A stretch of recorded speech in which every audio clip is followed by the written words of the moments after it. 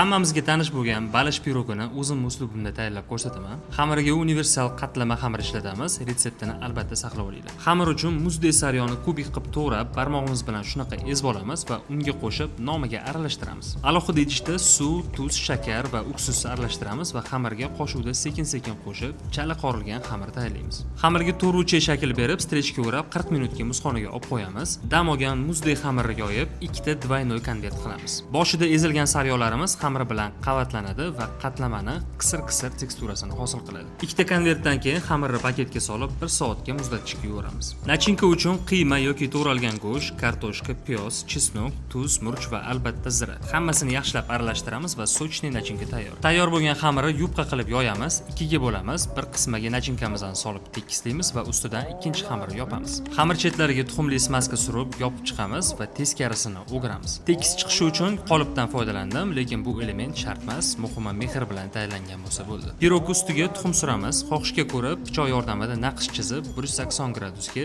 50 daqiqaga yuvoramiz. Balishimiz tayyor. Bunaqa chiroyli pirogga bemalol zakazga pishirsangiz yoki mehmonga olib borsangiz bo'ladi. Juda ham sochniy bo'ladi. Mazasini ta'riflashim shart emas, uni hammamiz juda yaxshi bilamiz. O'zingizlar ham tayyorlab ko'ringlar. Fikringlarni bo'lsa izohlarda kutaman.